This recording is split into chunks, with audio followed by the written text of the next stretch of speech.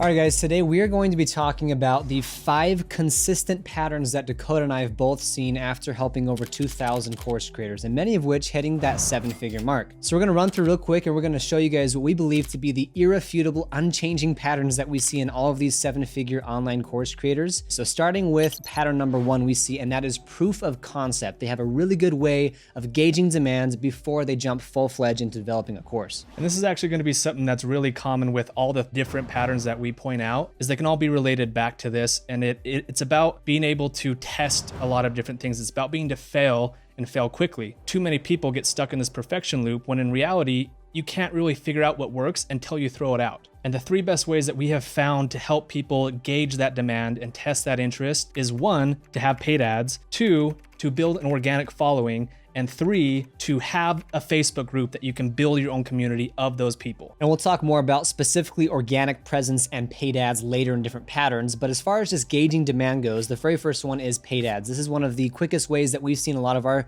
most successful course creators gauge whether or not people are interacting or not. It's a way to basically force feed people some content. And if it's getting good clicks, it's getting good view numbers, it's getting engagements, that's a good sign that this could be something that could potentially turn into some organic content and eventually sell. The second way that we've seen people gauge product demand really well is organic content. And again, we'll talk about that more in pattern number 3. But again, it's having a following. It's just proof of concept in a lot of ways. If people are naturally following you, wanting to hear more about what you have to say, it validates you to say, okay, I can move on to the next steps in developing this course and scaling it. Then I'd say the last way that we see this done really well is through Facebook groups. This is overlooked a lot because people think, oh, it's so hard to do. And it's like, honestly, there's already Facebook groups out there on the exact topic you guys are trying to teach about. My personal favorite way of using Facebook groups is by going and just completely just focusing on adding value. That's all I do. I'm just trying to help people. I offer my mentorship. I'm not selling anything. I'm not sending them spammy links to go buy my stuff. I'm just helping them answer questions. And one of my favorite ways is I actually offer them, hey, if you need any help, DM me. And once they DM me, oftentimes I'll say, hey, if you want to hop on a call real quick, I can walk you through it. And that's one of the best ways is I'm on a call, a 1-hour call. I can ask them unlimited questions about the problems they're having. And within 1 hour, I can have a list of 20 things that they're struggling with, 20 different distinct key desires that they have. And that helps me to know exactly what type of product that I should build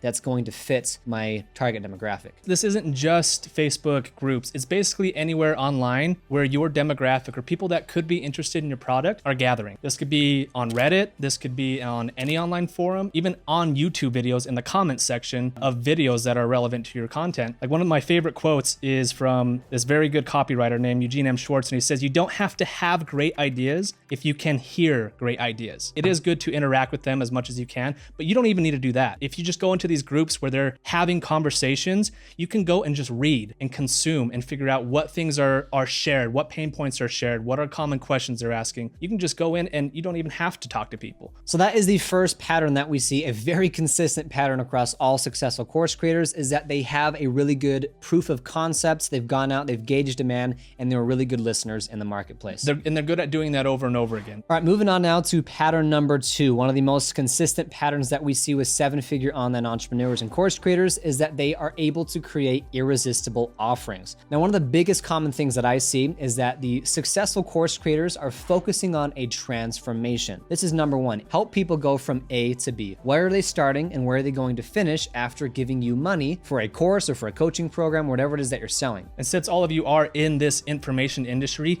that is your product. And the ones that are succeeding have clearly identified what the best A to B is. Where is your market and where do they want to be? How can you promise to get them to there? A couple real quick examples. Full-time filmmaker. We take complete beginners, people who have just some sort of interest in filmmaking, and the transformation is taking that beginner to a full-time filmmaker. It's the name of the course, right? So the transformation is actually inherent in the actual name of our course. Richard Pennington, same thing. He takes people who have interests in investing, but don't have any experience on Wall Street, and he's able to take them and create $million hedge funds. What is the start and what is the finish? That is your transformation. And we found that there are 3 main components of helping you to sell that transformation and make it appear as though it's irresistible. 1, how fast are they going to achieve the transformation? 2, how likely is it that they will achieve that transformation? And 3, how much effort and sacrifice is required to achieve the transformation? So that first one, how fast? Basically, start to finish. This is why you see in a lot of transformations and a lot of offers out there is a 7-day boot camp or lose 5 pounds in 14 days. The reason they're putting that time on there is people want to see how long is this going to take. take me. The faster you can get that transformation, the better off your offer is going to be. But you do also have to consider the fact that you're responsible for getting results. You don't want to emphasize speed over results. Results will always take priority, but you do want to make it as quick as possible. And number two, like Stockton said, is how likely are they to succeed? And this comes into play with a lot of your marketing, is how do you build credibility?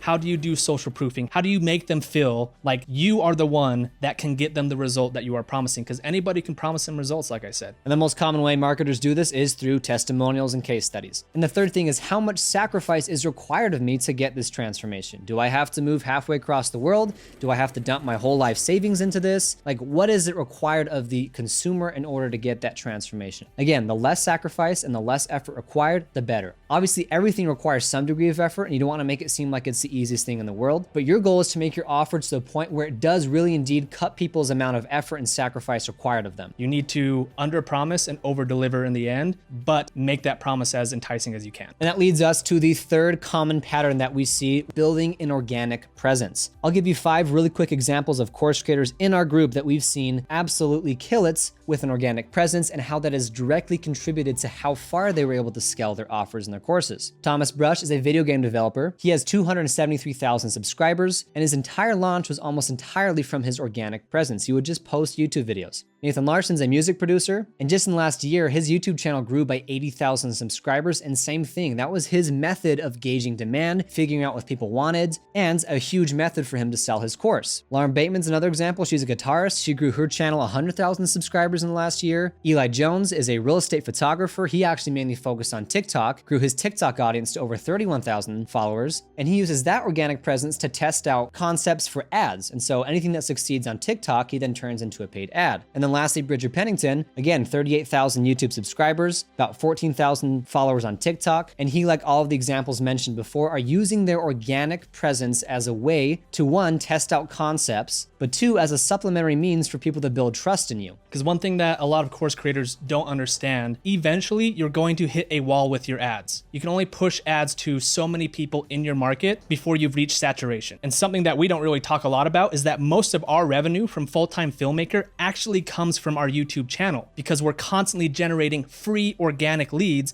that we can then retarget with ads or with videos or whatever it is to then sell them from there. Now, the challenge is that building a following does require quite a bit of resources, because you do need to make videos and content all the time and push them out. So having a following isn't necessarily required to scale, but it is a good indicator of that success, because they have tested and vetted their information. They have posted videos. They have learned the skills of how to build a headline that's enticing, how to create thumbnails, and how to present their information in a way that is relatable and irresistible to their market. Which leads us into pattern number 4 that we see, and that's actually through the power of paid ads. Again, if you guys don't have a following, one of the best ways to gauge product demand, get your voice heard, and to test out concepts is through paid ads. Like we mentioned in pattern number 1, when you're paying for an ad to be shown to someone, they don't get to choose whether they consume it or not. If your hook is good enough, you have a good enough headline, and the content is engaging enough, people are going to engage with it. They'll like it, they'll comment on it, and that's a much quicker way to get feedback. Whereas with social media, oftentimes you're at the mercy of the algorithm on YouTube or TikTok or whatever it is, because you don't get to control how often the algorithm distributes your content to people out in the world. And this is generally what we suggest people to master first before they start building a following, unless they already have a following, because it allows you to gain that traction. If they don't purchase your course or your information, you can push them towards your social media and it will actually grow it for you. And if you are selling and those ads are profitable, you're actually getting paid to build your following. And so this is a great way to get your course off the ground, because especially if you're starting at 0 subscribers, it's difficult to get traction so that you can even get feedback on your content. This is a great tool for that. And the 5th pattern that we see with a lot of these course creators and even ourselves is that we've had some sort of coach or mentor to help us through this process, because you can do this by yourself. It's not that you can't. All the information is out there. The problem is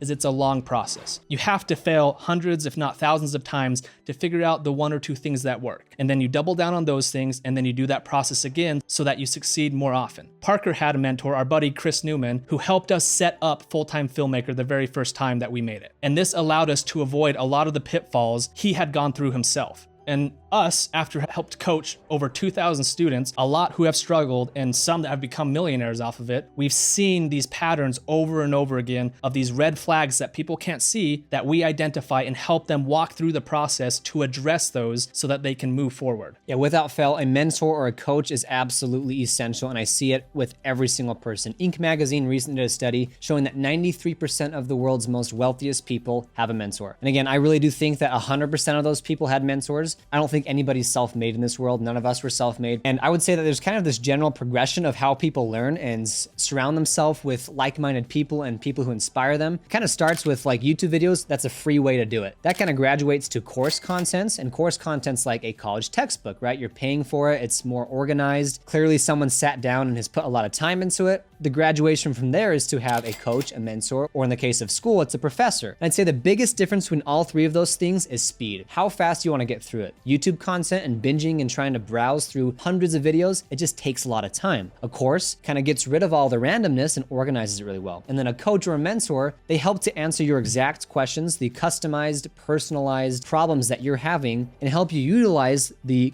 textbooks and the tools that you've been given to find results as fast as possible. Because even in this video, we pointed out these 5 patterns that are consistent with our successful course creators. You don't know which one would get you the best results. And that's where we come into play, is we go through your entire business structure and analyze based off of your product and your market, what is the most pressing point that needs to be addressed to get you the quickest and most dramatic results. And it's difficult when it's your own product and your own business. It's like you're looking at a painting with your nose pressed up to it. You need somebody to have a different perspective to show you that bigger picture and help you come to terms with exactly what will improve your business. And that is precisely what we have created. It is called Course Creator Pro. It is the ultimate online program to help you guys create, launch, and scale digital online courses. We've helped over 3,000 students turn their knowledge or skills into an online course, including Dan Segovia, who is a barbecue master. Yes, he's made over $214,000 selling his course, teaching people how to grill meat on a barbecue. We've helped video game developers, pianists, real estate gurus, Amazon FBA gurus, guitarists, music producers, plumbers, dating coaches, you name it. If you click the link below, we will give you a completely free 1-hour training where we teach you our exact 10 secrets we've used to build, scale, and launch our online courses, as well as helping thousands of others do it for themselves. So if that sounds fair, click below, sign up for the free training, and we'll see you there.